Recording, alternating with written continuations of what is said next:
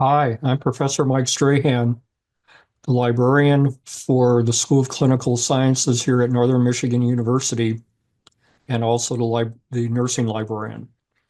In this video, I'm going to show you how to search PubMed specifically for the pathology of a disease, which also includes imaging, different types of imaging, and also has um, that is a case study or a case report as the way PubMed refers to it.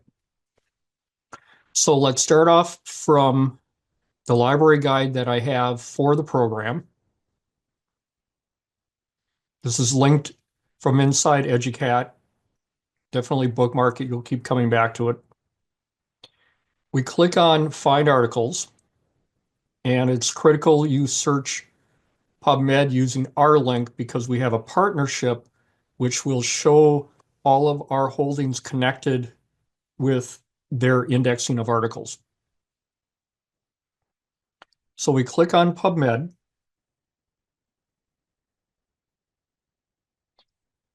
When you go to click on Access Database, if you are accessing this Northern connection through an internet provider other than on campus or Northern's UP-wide internet system, you'll be prompted to log in. Since I'm using the EAN here from home, I won't be prompted. Click on Access Database, brings us to the beginning page. I know this seems a little laborious, but it'll be worth it because here's the deal. If we would just type in the name of our disease and pathology, we may not necessarily get the pathology of that disease. We'll get the pathology of other diseases or conditions that a patient has. We don't want that. We want them to focus on the pathology of our particular disease. We do that by going through the mesh database. We type in, so I'm looking for kidney stones. PubMed classifies that as kidney calculi. We are only looking for pathology aspects, so we click on pathology. We click on add to search builder, and then we click on search PubMed. So I've got 1,367 so far. Next, what I want to do is tell it to include imaging, and this will also pick up diagnostic imaging. And then we type in and to tell it to look for case reports. And then in square brackets, not parentheses, square brackets, we type in PT and a square bracket. I will provide in your class, when I provide a link to this video, this phraseology that you can just copy and paste directly from Educat into the search that you're conducting. So we click on that.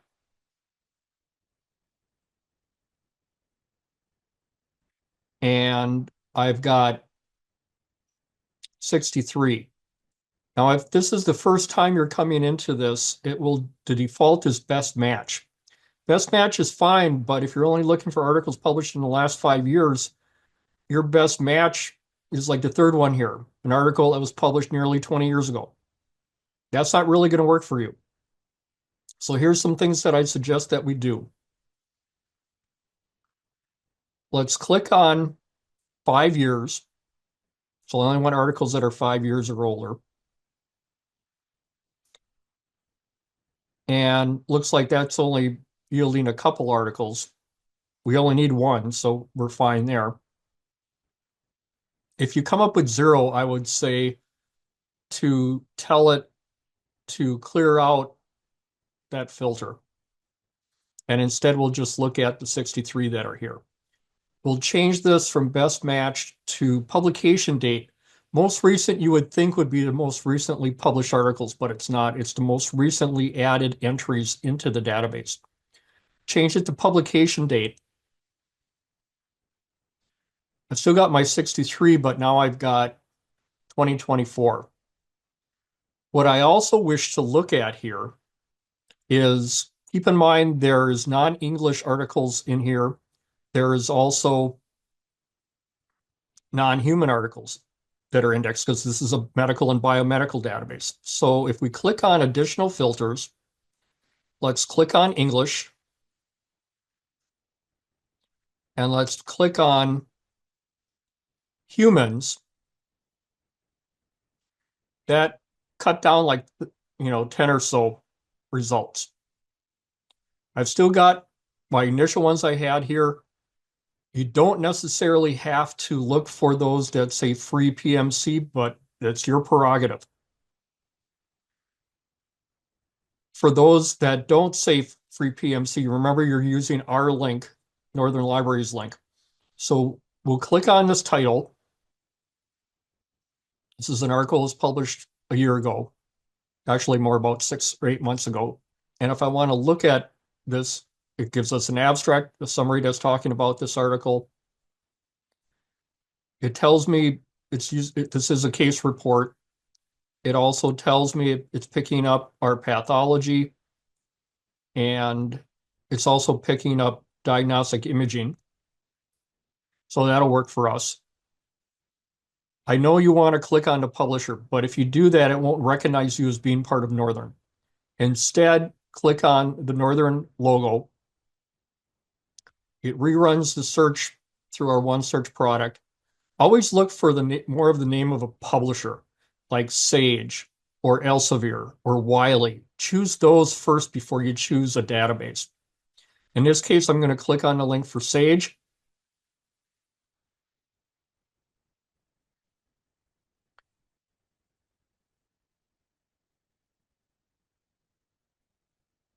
And to download this article, look for the PDF icon. It's in different places on different publisher sites.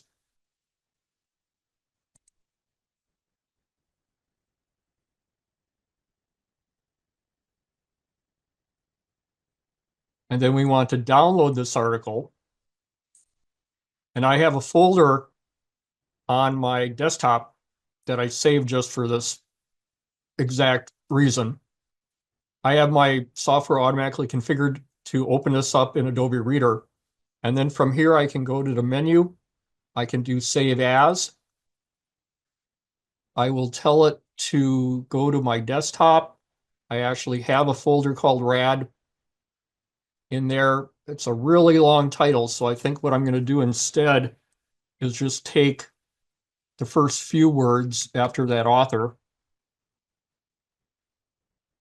click on Save, and then I have that article. And if you're wondering, well, where's the imaging? There they are. Some of them are in color. Most often they're in black and white. But I've got those 2 CT scans there. Then I have some other imaging, some sections that they took. I've got some short article, but it's very concise. It's a case study. It meets the needs. Oh, yes, we need to talk about citing this article because you also have to do that. You're going to be citing it using APA style.